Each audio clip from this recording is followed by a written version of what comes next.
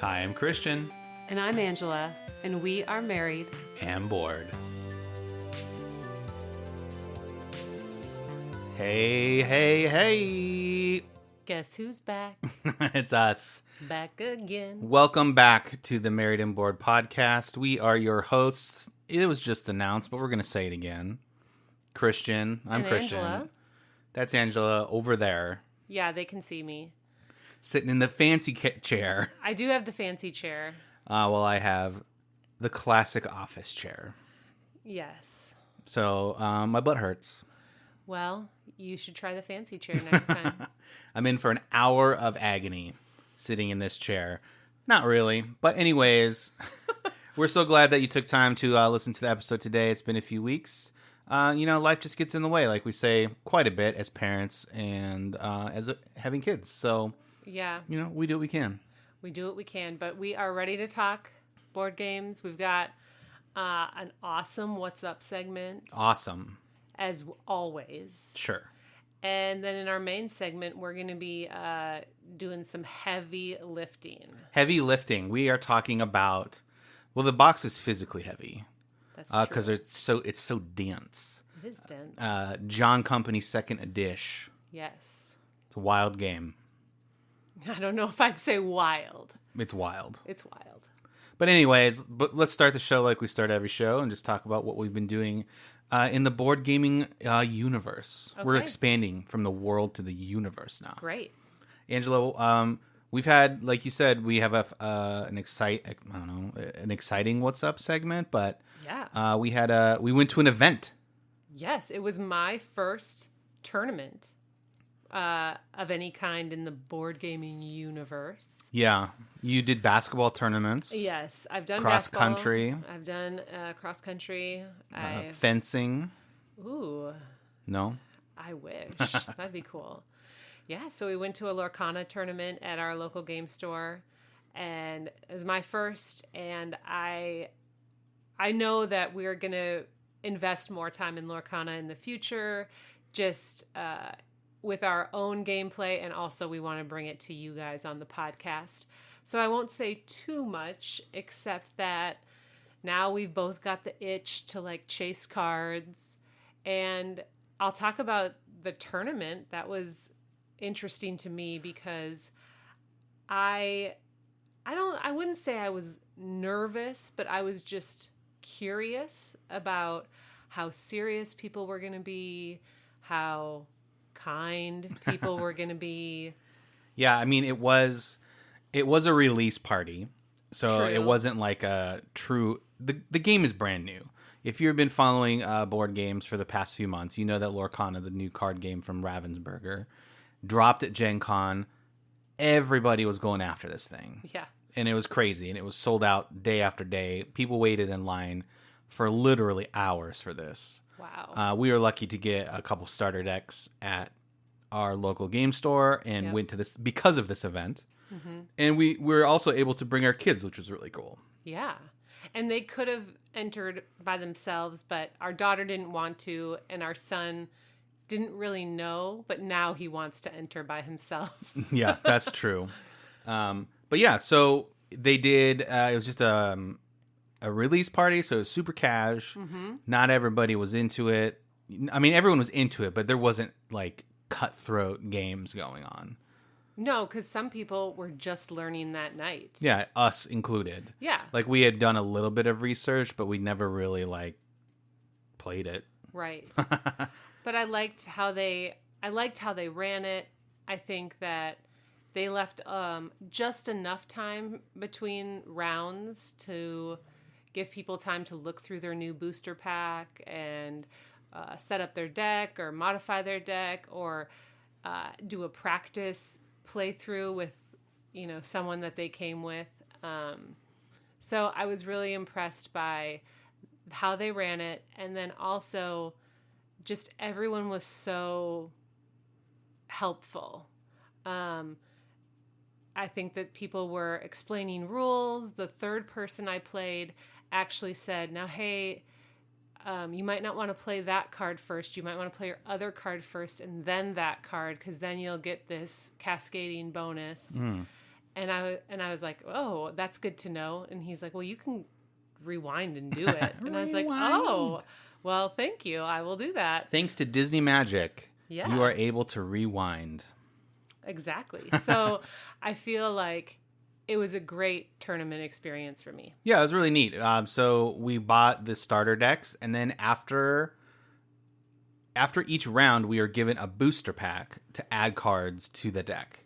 And there wasn't any construction rules, so we were just able to just add whatever cards we wanted to. There weren't any like color rules. Like if you play the game, you can only have 2 ink colors, and it's just like just if you have a good card, add it, and that's just how we're gonna play this night. Yep. And so we played the best of 3, and the top winners got a cool deck box that was really neat. Yep. And then they raffled off a playmat. Right. I played with our son, and we won the first game handily, and then we just got wiped the next 2 games. Yeah. Same for me. Yeah, the 2 guys that we played game 2 and 3 were 3-0. Like at the end of the night. Oh, okay. So we played the winners. Yeah. Which seemed kind of lame, but whatever. Yeah, I think that it wasn't a wipeout on the second game for me, but I started out really strong, and then because of card draw, I just plateaued. Okay. And the opponent just like sweeped out from under me. Yeah. But my third one was kind of a blowout. Yeah. It's a really fun game. It's pretty light. It's got elements of, well, we don't play Magic, but that's the direct comparison. Sure. Because it's a card game. Yeah. And you battle. It's got some Hearthstone elements. It's got some Keyforge elements. Yeah. Because it's really, you're not really fighting each other. You're questing to get to 20 what they call lore right. or points. And so Keyforge, you do the same thing. You try to get three keys if you've played that game. But anything else that you want to say? Like, well, I have lots to say, but I'm going to save it for we'll do a full-fledged episode maybe when we get some more product, because as you guys know, it's hard to get. Or maybe we'll try to go to maybe 1 or 2 more events, bring the kids, have some fun. Or like Series 2, Set 2 is already scheduled to come out this fall, so we might even wait till then until we have a ton more cards. That's but amazing. it's something that we're playing and we're having fun doing it. Yes. Do you we're just going to keep talking about it because it is fun. Do you have like a favorite like color or like card that you've played with? I just like seeing, every time I see one from a movie that I haven't seen in the deck before.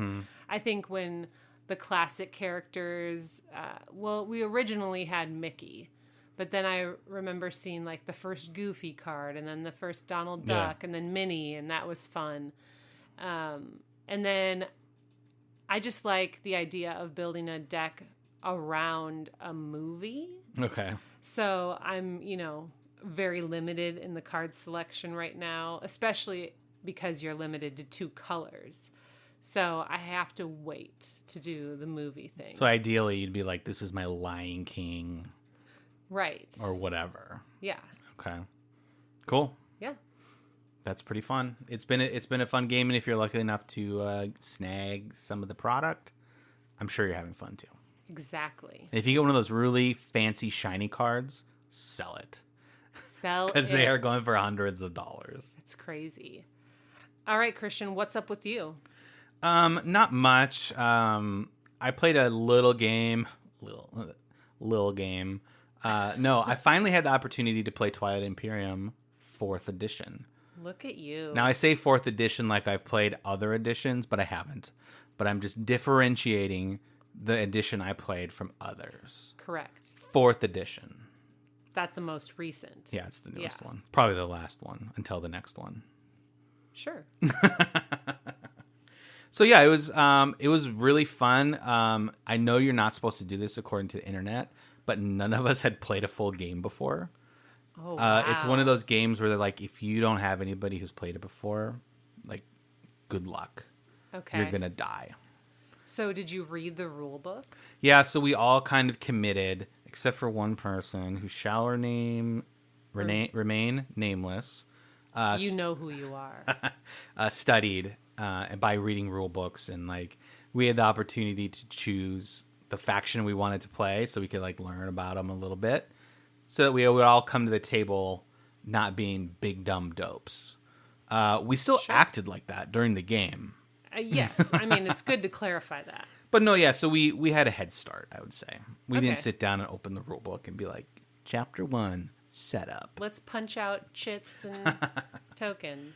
But yeah, I'd been wanting to play this game for a long time. Obviously, I think it's number 3 all time on BGG. So we played 4 players, which is fine. For your first game, for our first game, my first game, I think it was great because it kind of shortened everything. Yeah. And you got to learn a lot more because if you've played it before, you know you take those strategy cards. In a 4-player game, you actually take 2. So you get to do 2 strategy actions in a round instead of just 1 if you have 5 or more players. So you get to do more of the bigger actions each turn. Okay. So that helped a little bit. I still, I only got 2 victory points. And my friend Charlie, who won, he got obviously 10. And we didn't realize he was scoring so many points until it was too late because we were all just... Too late to stop him. We're all learning. Yeah. And we're just like, well, if he does this turn, like there's nothing we can do. Right. Because we were new and we were all okay with it. But it was fun. I want to play again, which is really weird. It took us from about 1 o'clock to 8 o'clock in the afternoon. Okay. 7 hours. It didn't feel like it though. No. Hey, everybody around that table knew they were getting into an all afternoon, all night game. Yeah, right. So it's not like anyone was surprised. And I think that I kind of feel like I know what you're talking about just because I've played Twilight Inscription. Ooh, yeah, I forgot that we had that. Yeah. I want to play that after So playing the now- big boy game. So now, like, when you're like, what's it called? Mechatol Rex? Mechatol Rex. I was like, oh, yeah, I know what that is because I have played the Inscription. Yeah, every time we said that name over on when we played, Yeah. we said it wrong. We're like Medical Rex, Medical. Rectum, whatever. Like, you know how it happens, like when you're together with, and like getting really crazy and tired and. Yeah, with men that are We were just- prepubescent boys inside. We were just burping and farting and playing board games. Love it. It was kind of funny though. So I was lucky enough to get the office that I work at has great big tables and we were able to play there. Yeah. To kind of make it a neutral place where I didn't have to be like, hey guys, you can come to my house for 8 hours and then like Right. you're like stuck with us for 8 hours playing Yeah. this game. But like it was a Saturday and like 2 employees like just randomly came in on Saturday and I was like, what are you guys doing? Kind of scared me because I wasn't They wasn't probably were expecting asking it. you the same thing. Yeah, well, one of them was nice, and she's like, "Oh yeah, you have your game thing." I was like, "Yeah, you want to play?" And she's like, "I'd rather be poked in the eye." Aww. So I was like, "Oh, cool." No, but it was really fun, and I haven't really stopped thinking about it either, which is good, right? Yes, that's very good. I would like to play it again. Yeah. I almost wanted to great. play it like the next day, which for me is super rare. That's super rare. That's me. Yeah. That's me where I'm like, okay, we played it once. I know it's 11 p.m., but we should probably play it again. Yeah. And Yeah. for anyone who's interested, I was the Xcha Kingdom or Consortium, whatever, the fancy word. I was the turtle people. Turtles. Yep. So that's what I played. It was really fun. I kind of played defensive in most games anyways, and they were supposed to be good at that. And they were. They were really good at that. So much so that I didn't score any points. You scored 2. I was just defending. Don't take those 2 points away from yourself. But now I know what I would do differently Right. going forward. So I do have a question for you. Would you ever play this game? Like, you don't really know Yeah. much about it, but like, I've played Game of Thrones, the board game. That's a 6 to 8 hour deal. This one is 6 to 8 hours, depending. Are you interested in a game like that? Because we've never played one together. Sure. Yeah, I would play a game like that. I think that for me, it would be better suited to like a board gaming weekend where I feel like the sole purpose of the weekend is board games.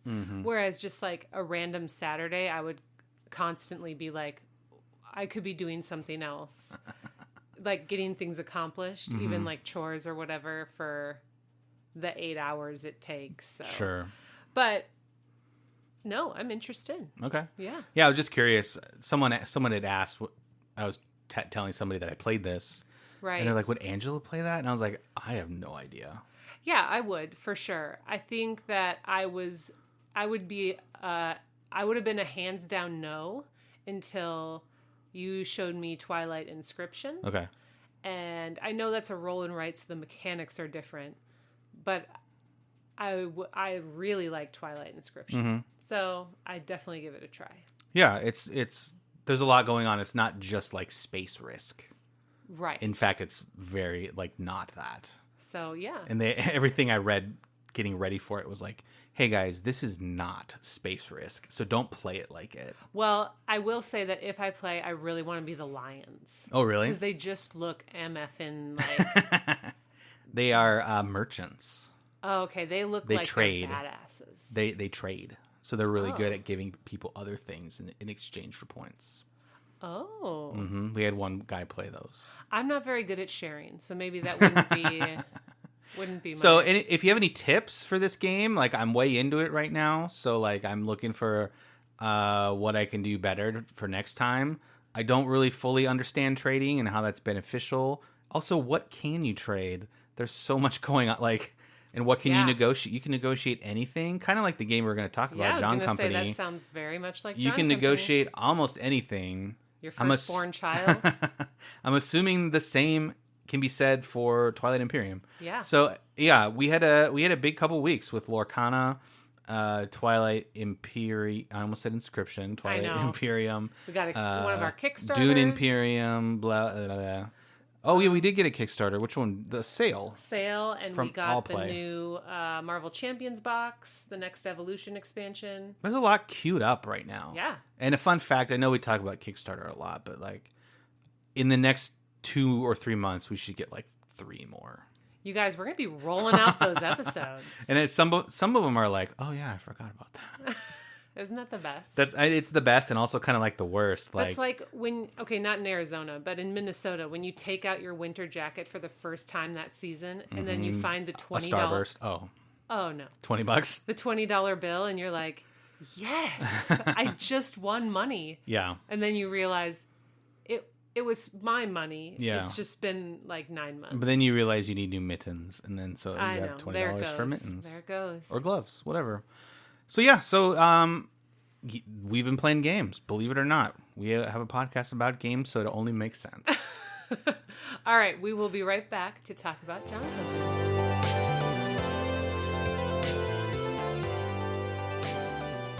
Well, it's time to talk John Company. Joko. 2nd edition. That's true. I have to say that. You were very adamant about saying 4th edition for that. Yeah, I guess that's Twilight correct. Imperium. We're playing a lot of editions. We are. So Through John subtraction. Company, I'm going to butcher his last name. Whirly? Whirly. Oh, it is. Yeah, like Okay. swirly. But Whirly. No offense. We love you. No, we do. Just rhymes. This is his baby, Cole Whirly. You might also know him from PAX Premier. Yep. Also Leader Games. Yeah, we never talk about them. Never. We should probably do episodes about Leader Games. Sure. So let me break down what John Company is, if I can. This is a meaty one to unpack. Yeah. So in John Company, you take on the role of a family that is using the British East India Company for some sort of personal gain. Money. So there's different stages of the game. It kind of starts out in the early 18th century, and then the company tries to get a foothold in India, and basically you're just going to be really engaging in imperialism and globalization, I guess, in the 18th and 19th centuries, and how that was felt for the British and the Indians. Sure. So the company might fail and you might still win. The company might win and you might still fail or lose. There's a lot of factors going on here. And just like in real life, almost everything is negotiable. So we'll get into that in a little bit. Yeah, I think that was a pretty good description. It is a very historical game. Very. Much like PAX Premier, which is why we were led to John Company. It was from PAX Premier. Yes. And, we're going to dive into it here, but it is a beast. It's a beast. So let's jump into it. We like to talk about how to tear down and set up this game. Not in that order. Usually it up. Usually you set it up first. It's like the chicken or the egg, which comes first. Yeah, because it's important for us, because sometimes we don't have a lot of time to play board games. But spoiler alert, you need a lot of time to play this board game. Yeah, and once it's set up, I know this doesn't make Christian happy, but you better play it like at least 2-3 times, because you don't want to just set it up for one play and then put it away again once you've spent all that time. Yeah, I agree. There is a huge board. Yep. Which, okay, I do appreciate that everything, for the most part, I guess, is contained on the board. Yeah, everything has its place. There's a lot of like sections to the board. Yeah. Where when you look at it, it's also very like minimal as well. You're like, oh, this looks kind of like nothing's going on, but then everything is going on. Everything. And once you understand the rules, with which, like, asterisk, once you understand the rules, that is key, the board makes sense. You're like, oh, this is helping me remember the flow of things and different reminders of what to do and when. But you have the huge board. You also have some little family boards. You have tons of family markers if you're playing solo or 2-player and you're involving the Autumn AI, basically. Yeah, the crown. You're going to play the crown, and they have a separate board and pieces. They have their own cards. There's tons of little... I don't know. The whole breakdown is so... There's little cards. There's big cards. There's towers. There's flags. There's so much. There's money, which, by the way, we got the upgraded money. Yeah, we got metal money, yo. And how can you not in any game? If it doesn't have metal... If you don't have metal money, don't even come over. What are you doing if you don't have metal money? Side note, Star Wars Outer Rim, you need metal money. Absolutely. Especially if they were in those rectangle shapes. I know.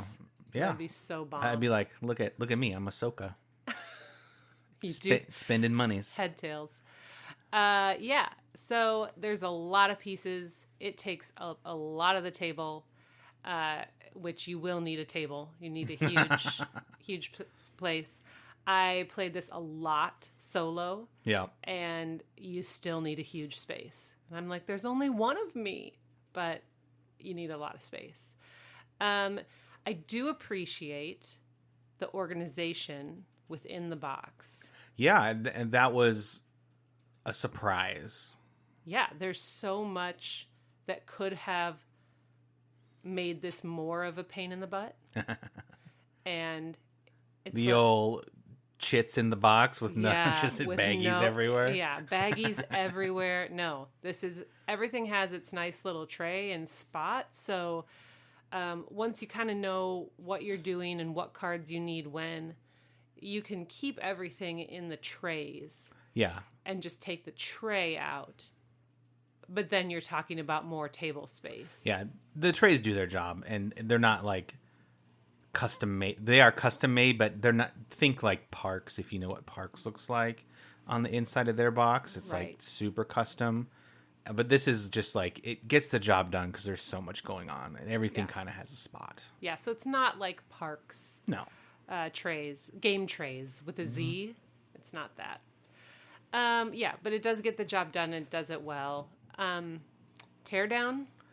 I mean, it's the same. You got to put everything back. And at that point, you should have your little family pieces spread all over the place. Oh, yeah. You'll have monies. You'll have rolls from, like, you get jobs, and you have cards telling you what you can and can't do. You'll have, maybe you'll own some sailing ships. and you'll have cards for those. And Yes. so it's, I mean, if you haven't picked up on it, it's a time commitment through and through this game. Yep. And you probably know what you're getting into if you bought this game. Maybe we didn't as much, but yeah. I mean, I expected it to be a heavier game. Yeah. But I was surprised at how difficult it was to learn. Yeah, and which I will talk about. Yeah, that's a great transition. And why don't we just move over to teaching it, learning it? We found this game through PAX Premiere, Yep. which I think at the time we did an episode on that a couple years ago. Yeah. It was probably one of the harder games that we own to learn, to teach, to play, to like get the whole strategy. Yes. Would you agree? Yes, because I think it's more than just what meets the eye. There's a lot going on. Yeah. On that little nice fabric the board on of PAX Afghanistan. Premiere. I mean, super cool. yes. And so we're just like, oh, this is like the next level. Yep. Let's jump in. And so we did. So why don't you tell a story about learning to play John Company? Yeah. I mean, which time? I guess that's the story. Well, yeah, the first time I would say we'll start at the very beginning because it's a very good place to start. I might be skipping multiple things in the story, so feel free to jump in because they've all kind of run together. The first time I sat down to try to learn it, could not understand what was going on. And I think that might have been the time of day, and it might have been because I knew it was just Christian and I, so I was also trying to learn the Crown at the same time that I was learning the game, which the Crown is like an automated player. And so I couldn't get it, put it away. And then I think even like months later. I remember reading this rule book by myself before I went to bed a few nights in a row. Yeah. And like I was just like, okay, let's do this. And then I got a couple pages in and I was like, nope, comic book time. But that was, I mean, that was like right after we bought it. Yeah. Yeah, Kickstarter a couple years ago. So, I mean, we're late to the party and talking about it, but it did take us a long time to figure out what was going on. Yeah, we're just going to be real with you. We had expectations of ourselves to learn this multiple times. Yeah, and we could not wrap our brains around it. Then I try it in the middle of the day.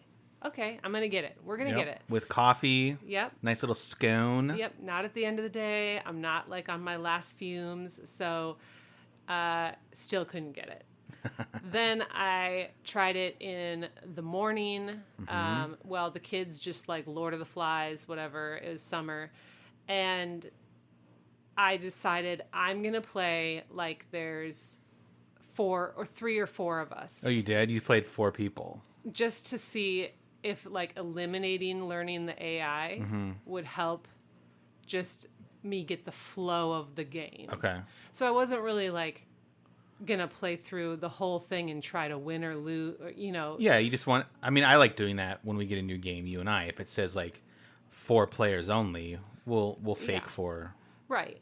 So I wanted to just kind of understand, like, obviously I'm not negotiating between the 4 with myself, but I just wanted to understand the flow. And then I made it through. Okay. It was very choppy, and I had to look at I still had to look at the rule book for every single phase. And I'm not joking, not exaggerating. The 20th time I'd played this, I still needed the rule book, like right by me. Yeah, I'm surprised that you played it that many times, honestly. And you always need the Crown handbook if you're playing the AI. Well, yeah, and with one or 2 players, which is our situation. Right. We'll say unfortunately we haven't had the chance to play with more than 2. True, which I will talk about in maybe like the fun section about that. Yeah. But yeah, this is not accessible to new players. Maybe I guess even is what I'm trying to veterans say. like us. I mean, if this game was even moderately hard, not too hard, I give you a pat on the back. This is a real hard game for me to wrap my head around. Yeah. Finally did it. Feel very accomplished. However, I don't feel like I'm good at the game. Well, I mean, I don't feel like I'm good at most games, but definitely this one. Usually, like, when I don't know, like, if I'm just going through the motions, which is what I feel like I am doing when I play this game. Right. Just like, okay, I know what I can do. I know I can do this. Should I? I don't know. But let's buy a boat. And then you buy a boat and then it sinks from a storm. Or what, you know what I mean? Yeah. Like, I don't know why I should do the things I do. Or Right. which of the options I should choose yet. And that probably just comes with time and repetition. There's the word. But yeah, it's hard. It's very hard to learn. So just know that going into it. Or find somebody that knows how to play it. Absolutely. I think that would have been key.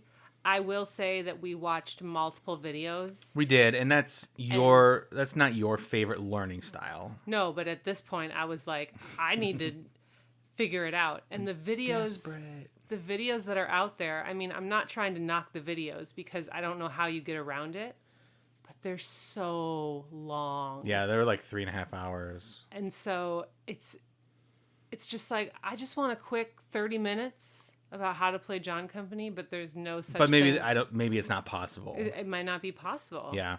I mean, I don't want to compare it to TI, but like the videos that I watched to learn how to play that, one of them was like, learn it in 35 minutes, and they sped through everything.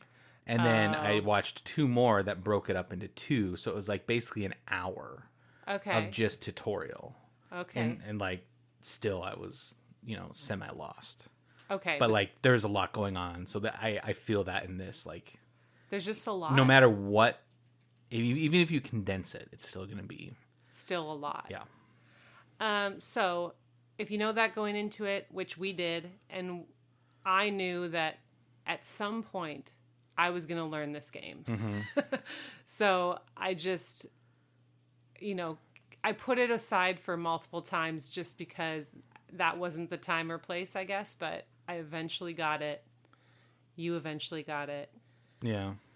And let's, Well, what do you think was the most difficult thing to learn, like, about this one?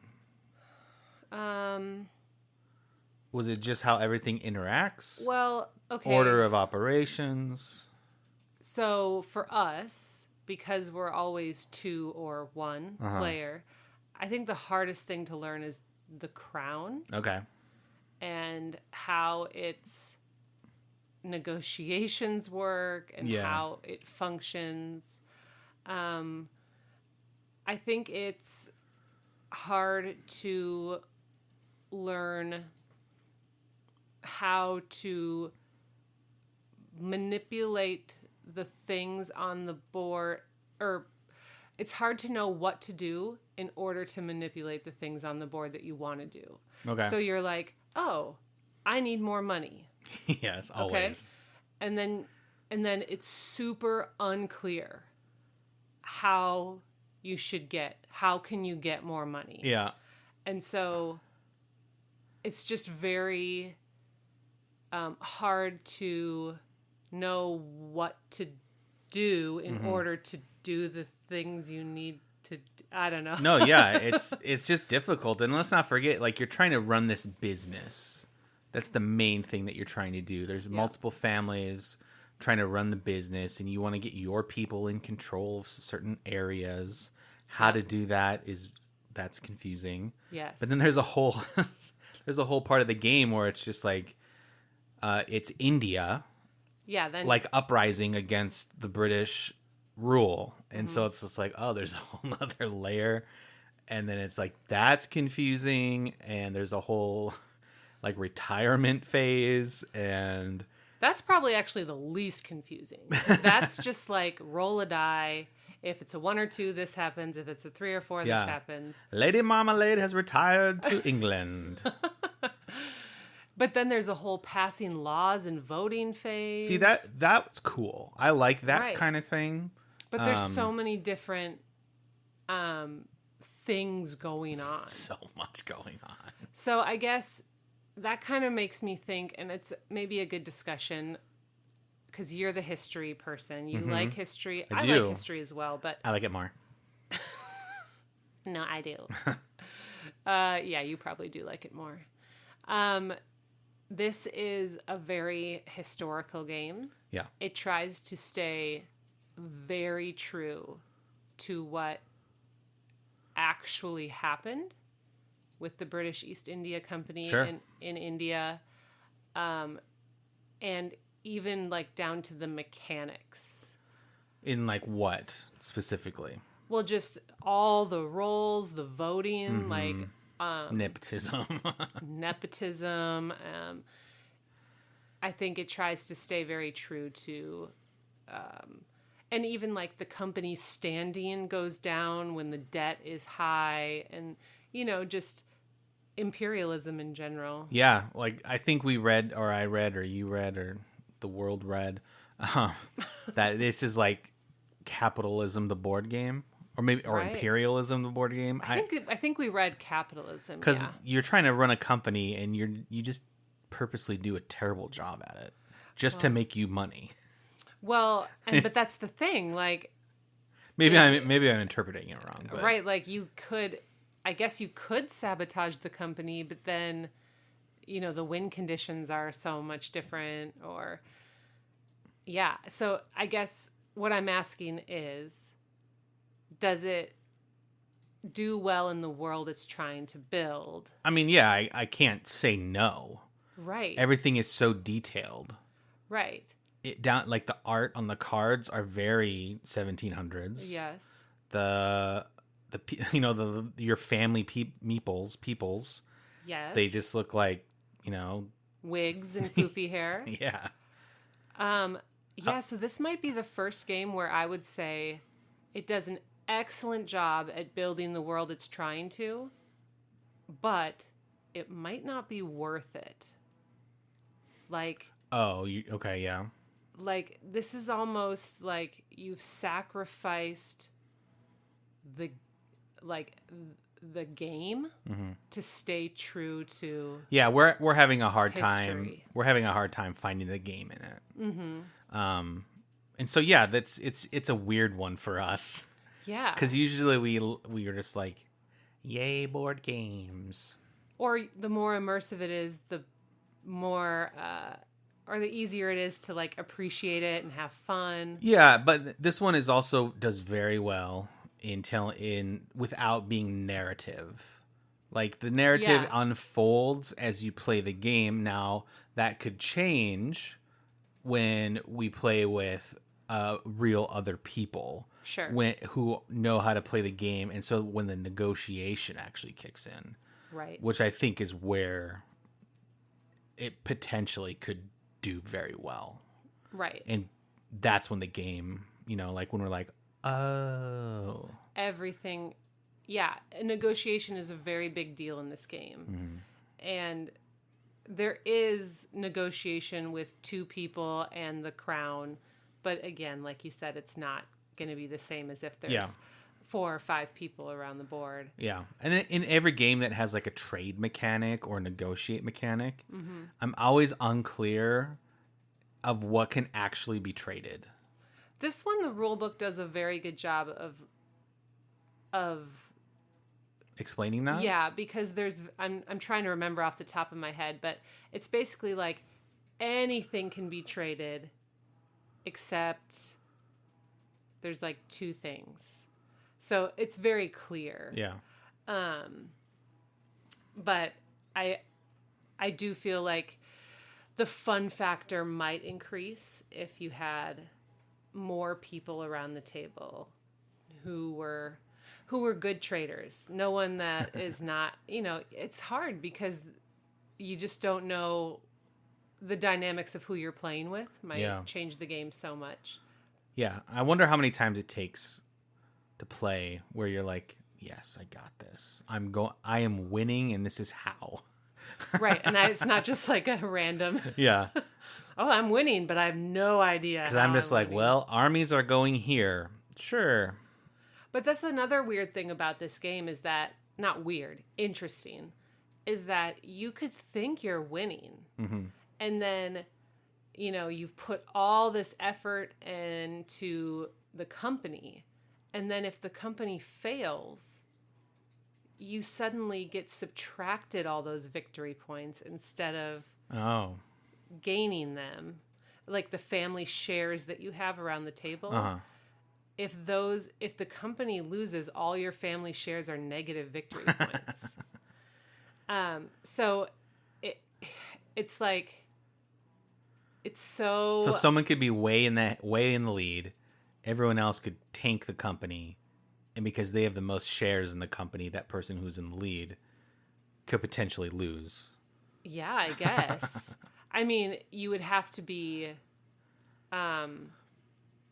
in the position of the chairman probably to tank the company on purpose. Yeah. So I guess for the fun factor, TBD. I don't know. I'm gonna say this was not fun. Okay. And I hesitate to say that not because I don't want to be real with everyone, but I try to find something positive in every game we play. Mm-hmm. And like as we chat about it, that's why we don't like to say that we review games, because that word to me makes it seem like it's either positive or negative. Like, did you have a positive review or a negative review? But for us, it's more like we just want to talk about it, and if it sounds like a good game for you, cool. And if it sounds like it's not a good game for you, cool. All right, that's fine. But this one might be a great game for you, might be a great game for your gaming group. Mm-hmm. And so far for me, it's not fun. Yeah.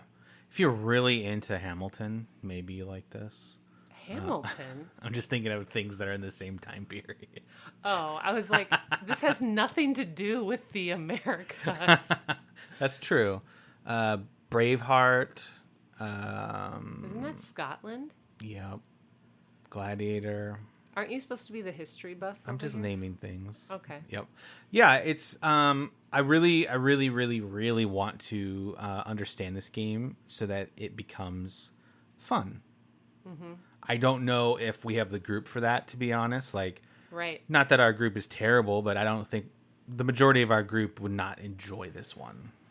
Correct. It's too real. I don't know what it's too spot on with. It's not gamey enough yet. Yeah. Mm-hmm. Yeah. So how does this become more gamey for us? I don't know. I think that I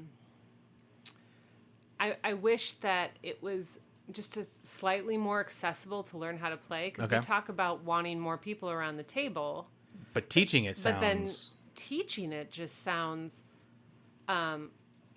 terrible. Horrid. Because, and rightly so, we have some people in our gaming group that don't just want to take their turn. They want to know what every outcome would be on their turn so that they can plan in the future, which when the first time you're learning something, that's really hard to deal with. Also, getting the rules correct the first time is important for some. That is important for me.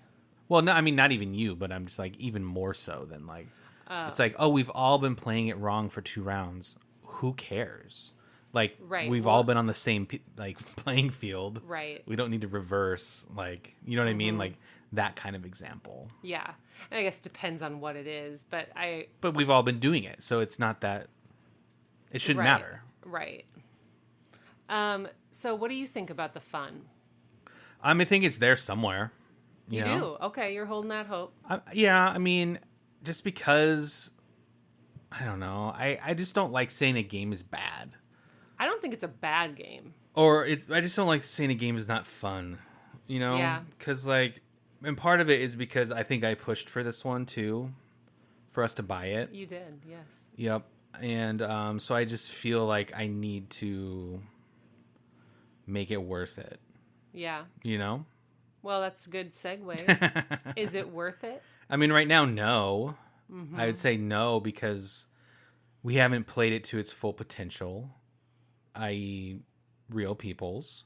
Yeah. And I still don't really know what's going on. Yeah. I think this and PAX Premier, like, I know how to play PAX Premier. I don't know the strategy yet. So I don't know if that's the same thing with this one. Like, I know how to play it, but I don't know the strategy, which makes it not fun. Right, because you feel like you're just checking boxes Yeah. and not... Yeah. Yeah. I feel like I get a little bit more of the strategy. I have played it probably like 20 more times than you. Yeah. However, I'm not big into negotiation games. Okay.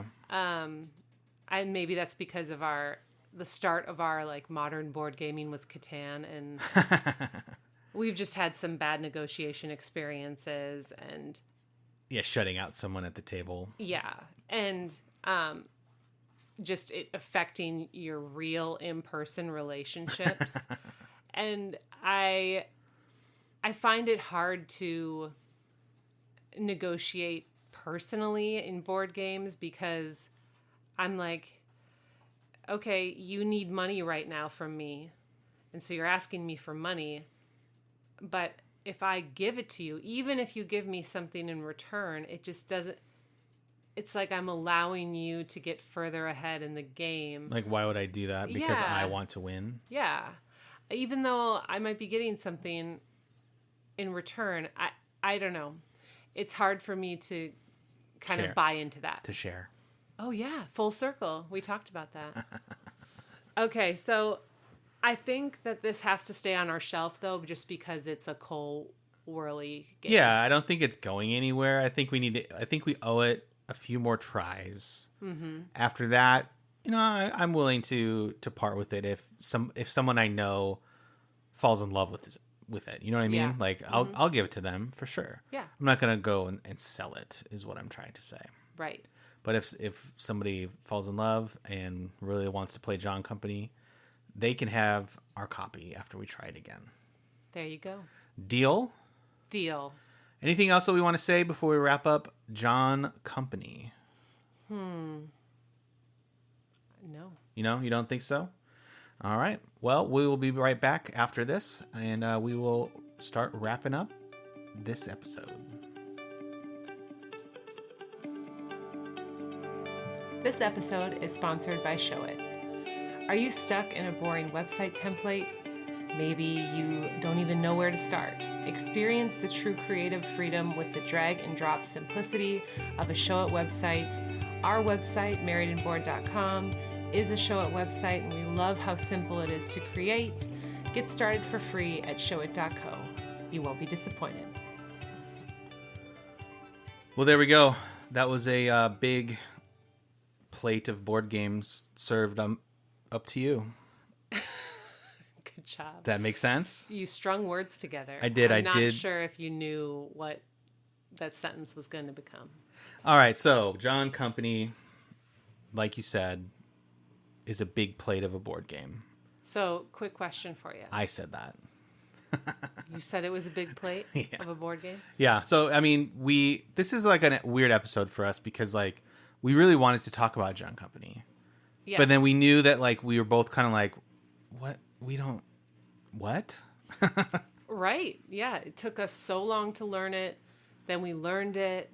And then it's like, oh. Because we usually don't have a board game on here that we talk about negatively. Right. Unless you talk the Initiative, which Angela has hard feelings towards. You guys. I mean, please go back and listen to the Initiative episode. But then also just realize that I was fresh off a very sore loss. That's true. You don't like losing. So I get you. We had worked so hard. And then we lost. Anyways, so we were just kind of like, I don't know. What do we do about this one? And then we were just kind of like, as we wrapped up the talk just now, the question came up was like, is this fun? And it kind of transitioned to like, do we keep it? So my question for you in the little break was, and I'm thinking about books. This is what made me think of it. And so I'm transitioning the question to board games. Okay.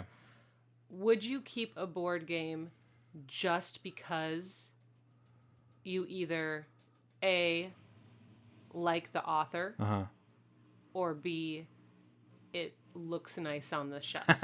It completes the collection. Or it completes the collection when you're like, oh, I really did not like Hunger Games 3, but it completes the collection. Well, so that's way different. Kind of gotta get it. That's like, I don't know, like people don't like the newest Star Wars, but I mean, you buy them.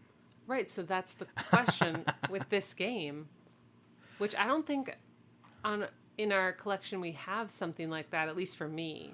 I would say if you would have asked me this like a year and a half ago, I would have said it stays. Like, of course you keep it. Okay. But for whatever reason, I've just been more okay with letting things go. Yeah. With board games. And so like even a game that comes up to mind, it's not as negative in my mind as this has been, but Nemesis. Yeah. Okay. Nemesis is like super cool, super highly rated.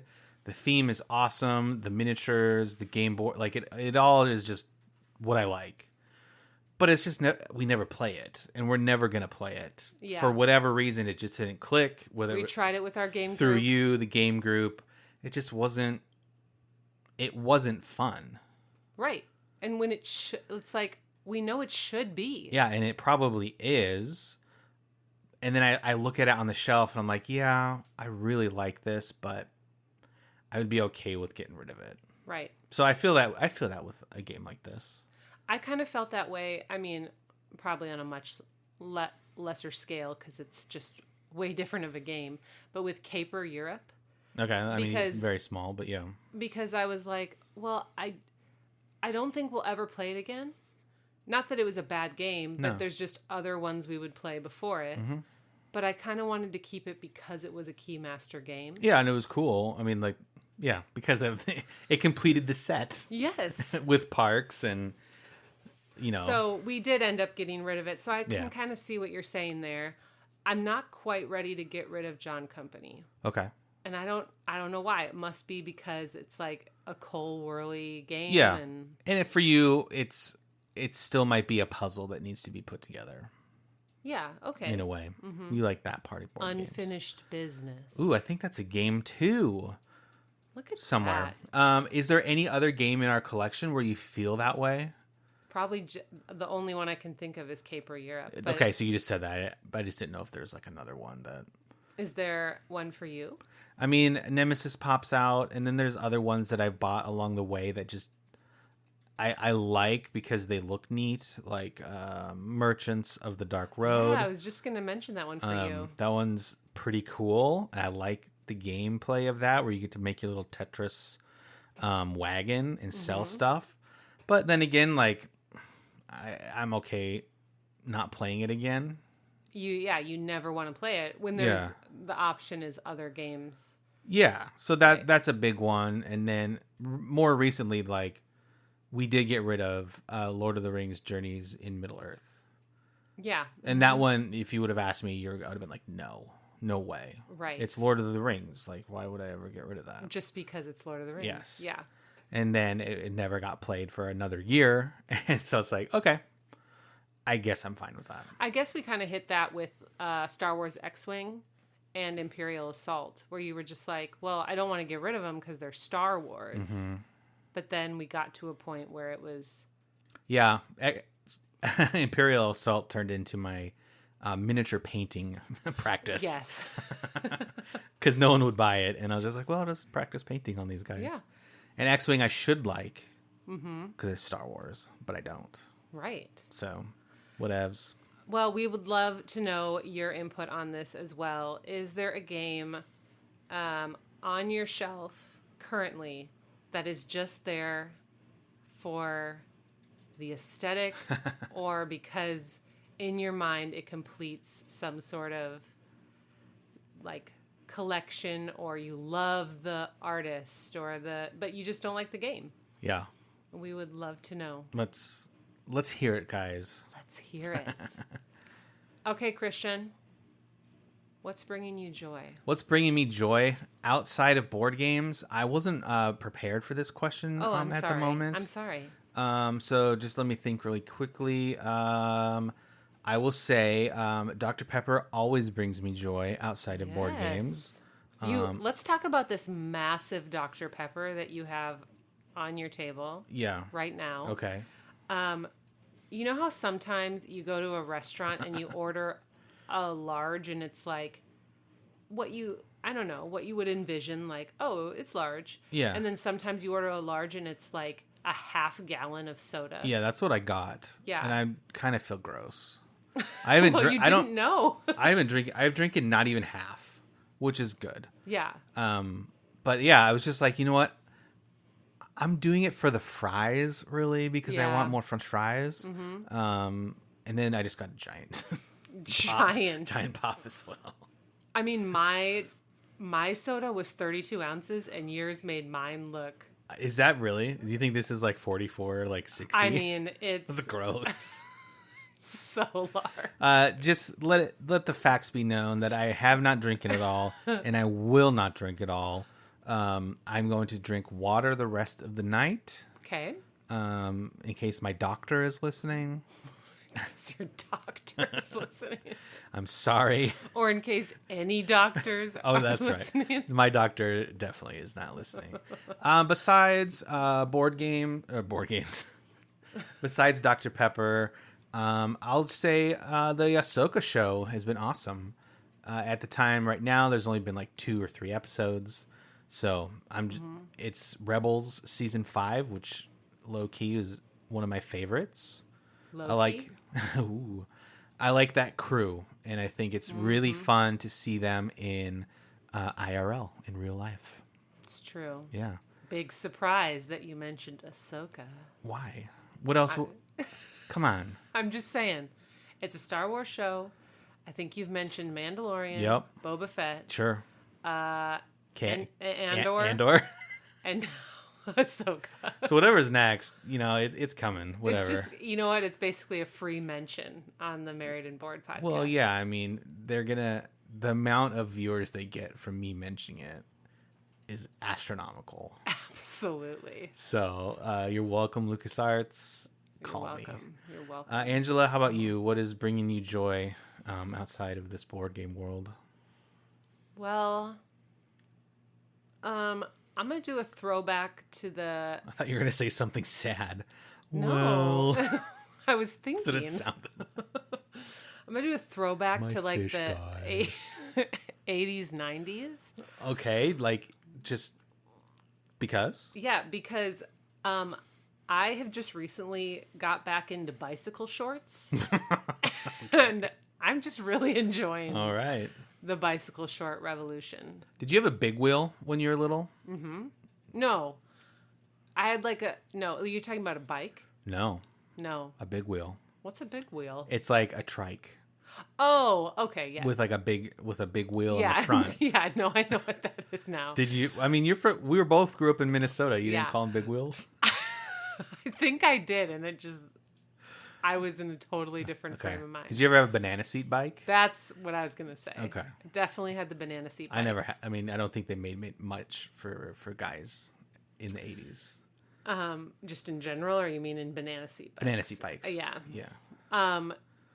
Yeah, I just remember wearing leggings, and my mom had bicycle shorts, and I just remember it being like, I got to the point where I was old enough, like maybe junior high, high school, where it was like, ew, who would wear bicycle shorts? Because it was like going out of style, right? Yeah. And then now it's back, and I'm like all for it. Look what's coming back. I mean, looking around this room, I've got records.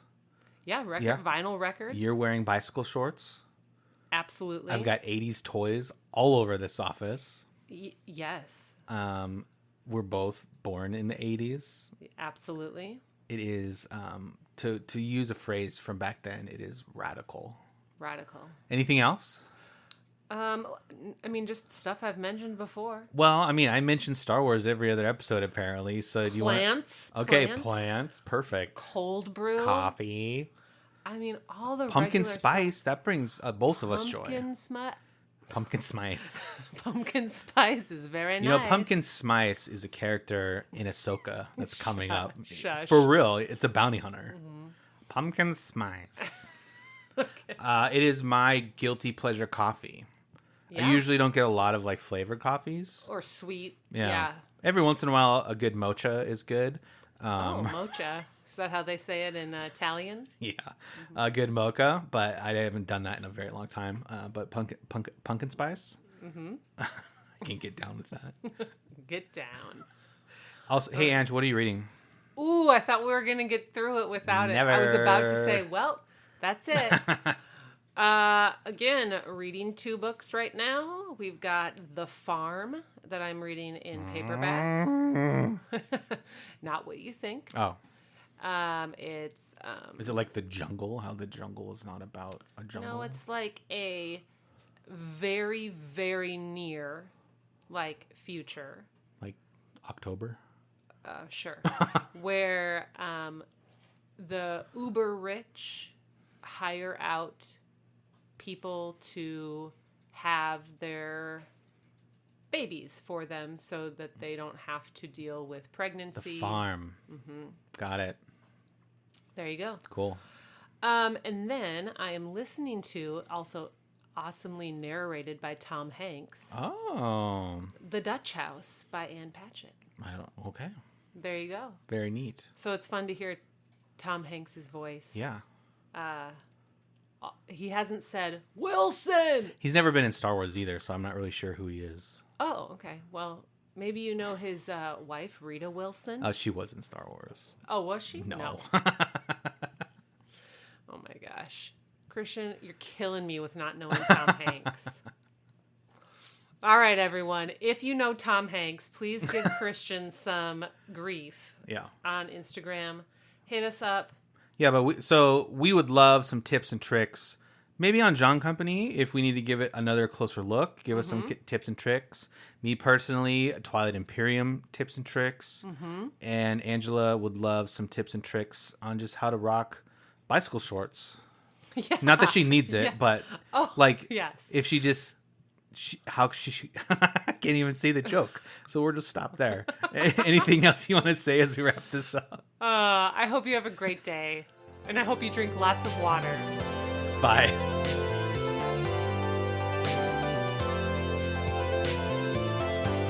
Thanks for listening to this episode of the Married and Bored podcast.